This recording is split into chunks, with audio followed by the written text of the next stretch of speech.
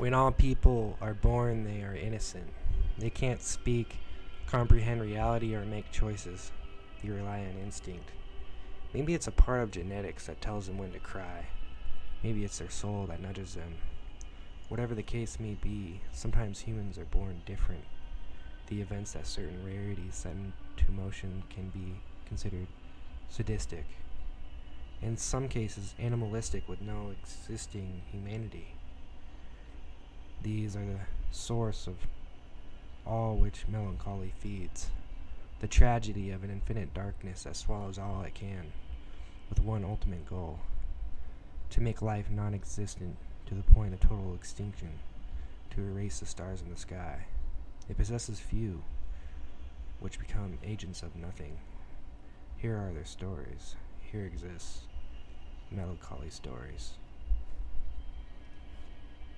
Welcome to Melancholy Stories. We'll start off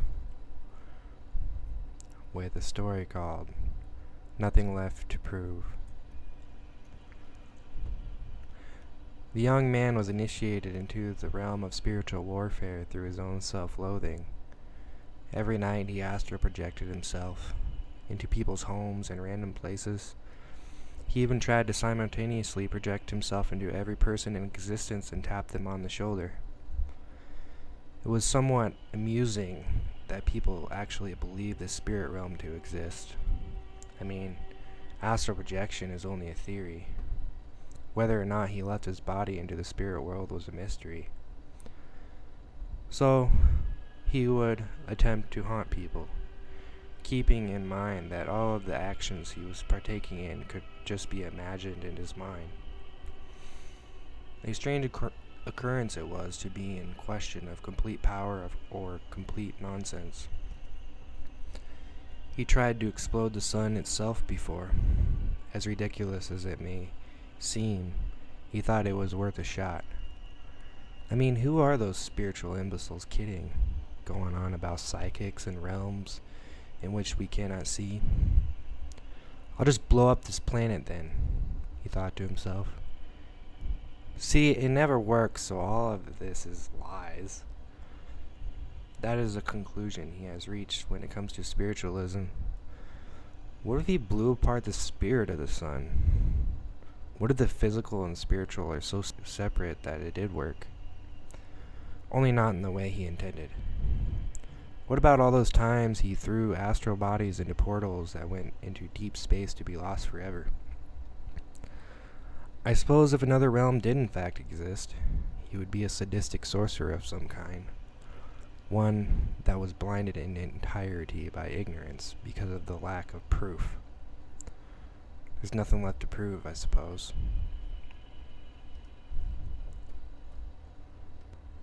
Hello. This is story 2 of this first audiobook of Melancholy Stories. This one is called Never Waste a Tasty Meal. The deranged psychopath enjoyed whispering into the ears of his victims for hours while cutting them, making small incisions all over their bodies before they bled out. He enjoyed decapitating them and hanging their faces on his wall. He liked sitting on his couch while having conversations with his blood-drained friends. Every time he killed someone, he fried up the meat he butchered from the corpses. The breading he coated some of the slices with made for a delicious meal. He didn't see a significant difference between eating a cow versus a human. The evenings he had were everything he ever wanted. He loved his life and his friends.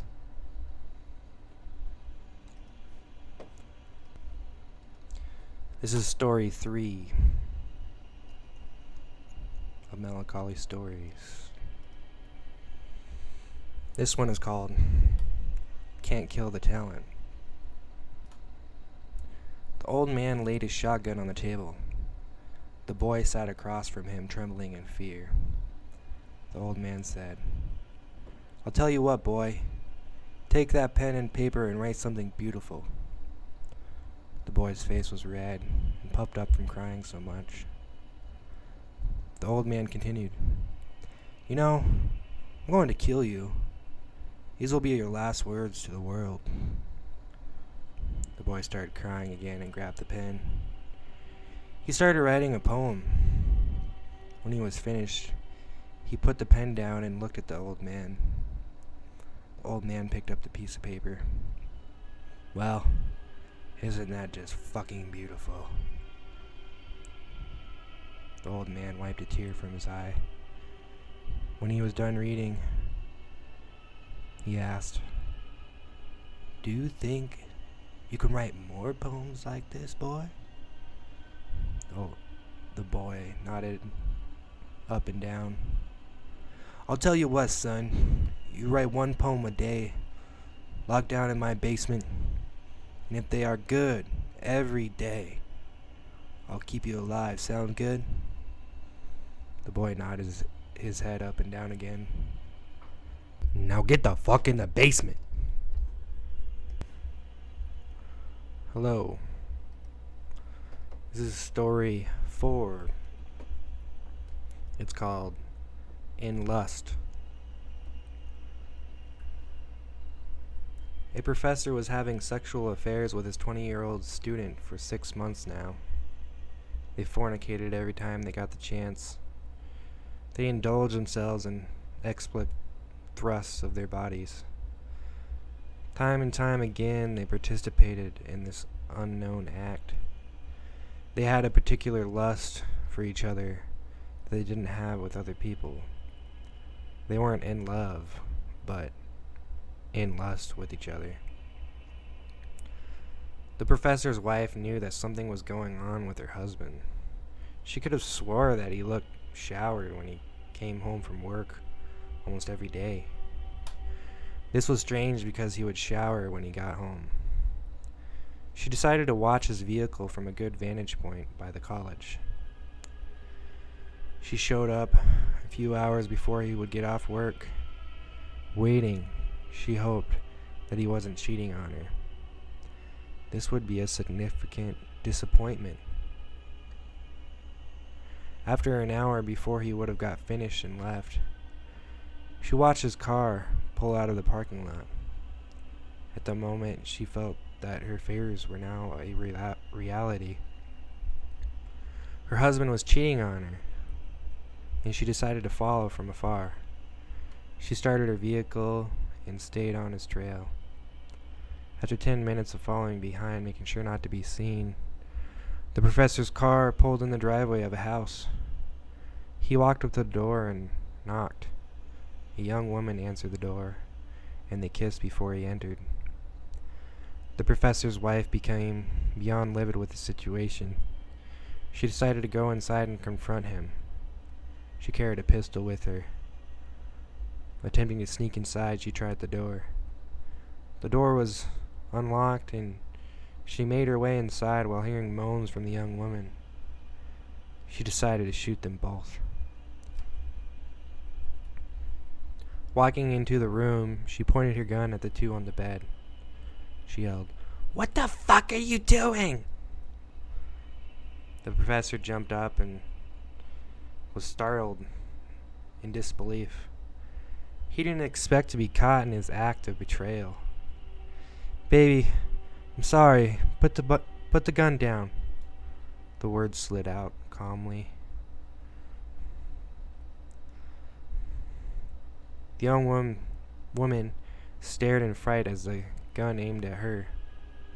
The gun went off, shooting her in the heart. Next, it was the professor's turn. A second shot was fired at his head, killing him instantly. This is story 5 of Melancholy Stories. It's called Burning Bibles. The demonic atheist didn't care anymore if he lived or died. He just wanted to watch the local priest suffer before meeting his end. Stacking the Bibles in an orderly fashion by the church altar, he whistled a tune. After a while, he started singing a Christian worship song. He replaced the words with vulgar, blasphemous phrases. Jesus is a queer, he likes it in the rear. If that stupid bitch was here, I'd cut his face off, he chimed. As he finished stacking the Bibles, he looked at the priest, who had several cuts on his body. Tied up in a chair with duct tape over his mouth, he knew it was his time to die. Not even God could help him at this point. He was laid down on the Bibles and soaked in gasoline. Before the Zippo was lit, the murderer stared into the eyes of the priest, enjoying the look of helplessness. The sight gave the killer a satisfying sense of accomplishment. He threw the Zippo and watched the priest go up in flames. The smell of burning flesh never smelt so good. This is story 6 in this Melancholy Stories audio reading. This one is called Run or Die. The blood on the wall appeared to be a phrase. The symbols looked demonic, like they were written by an alien. They conjured up a ball of intense dread inside of Damon. He didn't know where he was. The room had brick walls with a metal door that was open. Red light came through the threshold.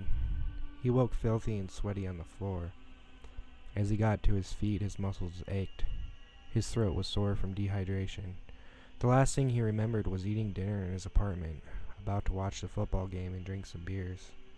His delirium was postponed as he walked towards the door. Peering out, he seen a television screen that was on with a red screen. A couch was directly across from it. Making his way into the room, there was dried blood on all the walls, similar to the scenery in the enclosed space he awoke in. Around the corner, he could hear breathing. The ball of dread dropped. As the adrenaline his body was releasing increased. Footsteps started and he was about to meet the source of the breathing. As the creature came around the corner, Damon almost fainted. The skin had a red, slimy texture with small thorns spread out on its body. Its eyes were 10 inches around, and they were staring right at him. There was nowhere to run. He was certain he was going to die. Then, he grabbed the television and threw it at the alien's head. The quick move gave him enough time to sneak past. Sprinting down a hallway as fast as he could, there was a door 10 feet in front of him. He knocked it down while running and busted out into the cold night air. Continuing his sprint, he speedily ran down the nearest street. The building he came out of appeared to be an apartment complex. He was somewhere in the city. Where he was exactly, he didn't know. Damon glanced back as he scurried a couple blocks away. There it was, the creature that he had been running from. It started moving faster as it went on all fours. He kept running and made a turn into an alleyway. As he came out the other end, the alien was only feet behind him. There were vehicles on the road, and one almost hit him. Instead, it hit the creature. This didn't stop him as he continued to dash down the next alley. The pounding of his heart was disregarded as he tried to slow his breathing. He had been in the same situation before, but this time it was different. There was something chasing him. What it wanted, he assumed, was to murder him. Anything other than that was far from an ideal intention of what he saw. He probably wasn't going to have a nice evening out to a movie with a savage creature. The foreign species didn't look like it could speak, let alone communicate reasonably. Who was he kidding? He had his back pasted to a brick wall somewhere on a sideways part of town. It would have been pure luck if the man in a seemingly odd situation survived. There he was, his eyes pointed towards the corner of a building he was still up against. Peeking around the corner, there was nothing there. Whatever it was, it must have got injured when it got hit by a car when he was sprinting from it. Bending slightly forward, he placed his hands on his knees and took a deep breath, wiping the sweat off his forehead. The motion left blood on his hand. He felt his head, but found no sign of where this bleeding had come from. He decided he should find some help. This is story 7. It's called Turkey Day. There had been grudges and family issues in Ryan's family all his life. Some of them hated each other, including Aunt May and his grandpa Ted.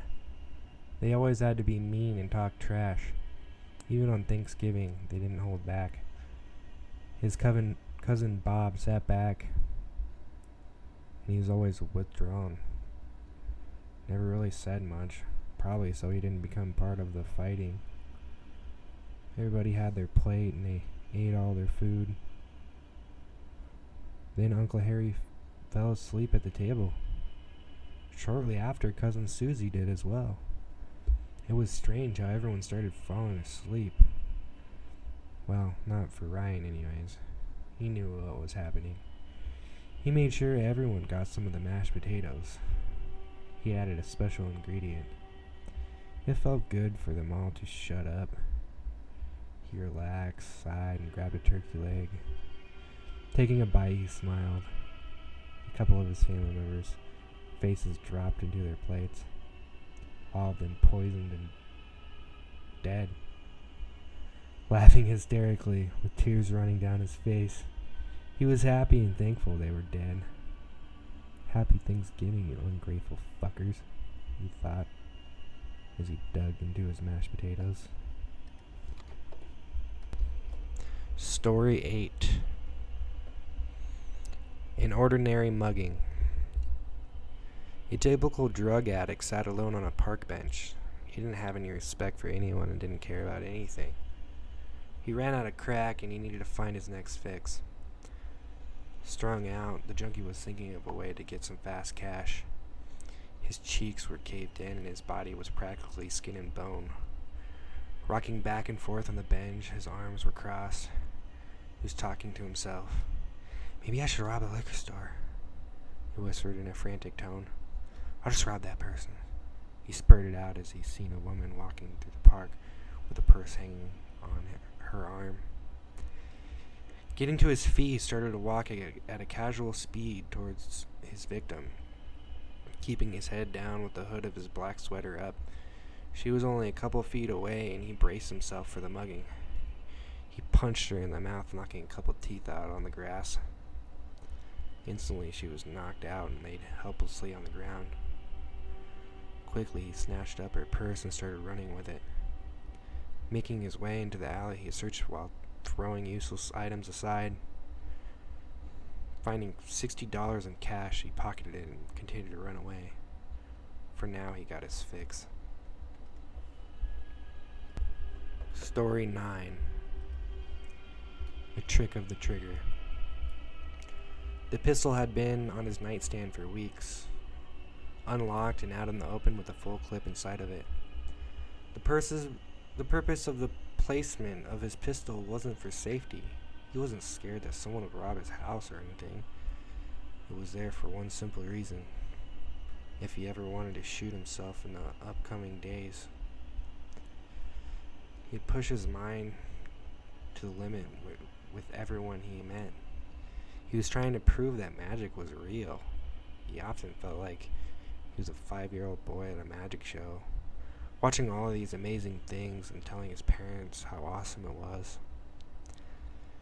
He would try and learn some of the tricks of his own and perform them. He wasn't too much for fake tricks, though. He believed in real magic, supernatural occurrences, and strange phenomenon. He often tried to read the minds of people he met. He would ask them to think of a card, and then he would concentrate, attempting to accommodate for his belief system. Part of this system entailed that everyone was brainwashed and they were telepathically controlling him. Anyways, he was on the verge of committing suicide once and for all. Everything had driven him mad, and it seemed like there wasn't a way out. He put the gun inside of his mouth. His cell phone did its usual jingle, and he picked it up. The person on the other hand he had met only weeks prior to the current moment. She asked him, "Are you doing okay?" He didn't respond, and he pulled the pistol out of his mouth. She continued on, "I know you're there, and I was calling for, well, I had this feeling you were going to kill yourself." "Where are you? Are you spying on me?" He spurted out quickly. "No, but if something like that was happening, I just want you to know I love you. Even though I haven't known you that long, I wanted you to know that I believe in some of the things you were telling me about, like how our brains can do these amazing things." He was in silence. Somehow, in his worst despair, he discovered telepathy to be real. Somehow, he survived.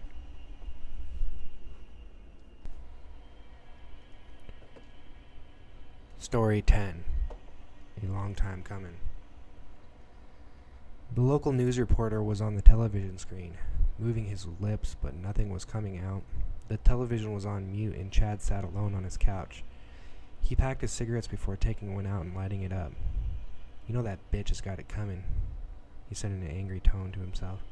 "She thinks she can just play me for a fool, that stupid bitch." He went on. He threw the glass ashtray at the wall and ignored the ashes that drifted through the air.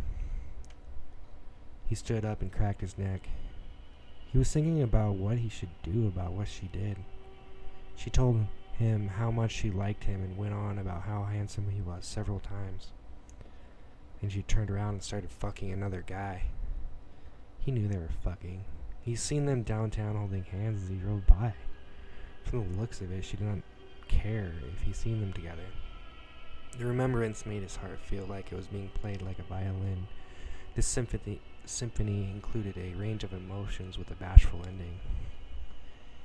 He threw his half-finished cigarette on the floor, stomping it out.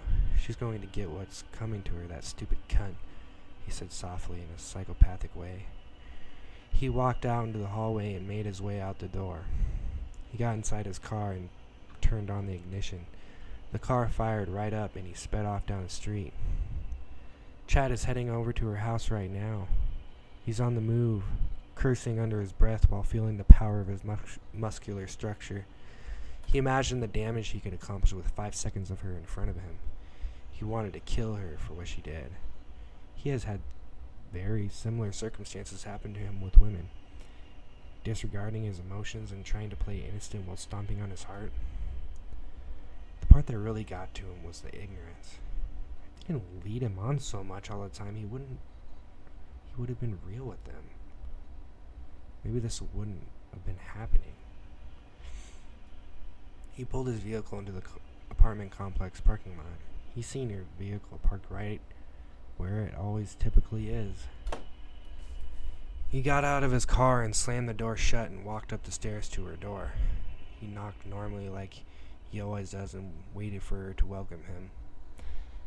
10 seconds later, she was holding the door open, asking, "Why are you here? What's up?" He responded, "I have something I really need to talk to you about. Can I come in for a second?" She welcomed him in and with a confused look on her face. Chad walked inside and asked for a glass of water. As she followed him into the kitchen, she remained puzzled. He had no idea why he was showing up so randomly. He drank down the water and stood there with the glass in his hand. He was smiling at her and had alternative plans for his visit. He threw the glass at her face and it shattered. She started screaming as he pounced at her. He broke her arm without any difficulty and threw her on the ground. He continued his surprising attack and started in on her face, punching her until her eyes were nearly swelled shut. He dragged her into the bathroom and started filling up the bathtub. The water was flowing in the tub, and he sat on the toilet seat, with his victim almost knocked unconscious, laying helplessly on the ground. And to her demise, there wasn't a way of escape. Her jaw was broken, and she couldn't yell for help. The water continued to fill the tub. He was waiting patiently to finish what was turning into murder. He grabbed her and threw her into the tub. He strangled her by her neck, submerging her face into the water. There wasn't much of a struggle, and he was much stronger than her. Her face went completely blank as she was dead. He got up and sat on the toilet and started laughing. Stupid bitch deserved it, he said. Story 11. The House of Melancholy. Up the highway in practically the middle of nowhere there was a house, winding off a dirt road for 15 miles. People have went into it and never left. This house is a symbol of evil at its purest, a place where dreams turn into nightmares, a piece of land that is possessed by some of the most extreme demonic energies. A house of horrors doesn't compare to the house I speak of, for that would be an understatement. This house has seen many blood splatters and incisions in the dark basement. Poison has been given to its visitors in the living room, as well as humans burned alive in the backyard. Many souls have been attached to the materials of this house. They live in the walls and they get trapped in the wood, forever to be sealed inside of the fibers. They lurk in the night, pondering of their instantaneous deaths. They watch the next fool be taken inside for torture. This place can only have one word to describe it. This word is melancholy. Some of the spirits call it the House of Melancholy. They whisper it through the trees in the cool night air. They are binded to the tragedy at the end of their lives. They will never leave.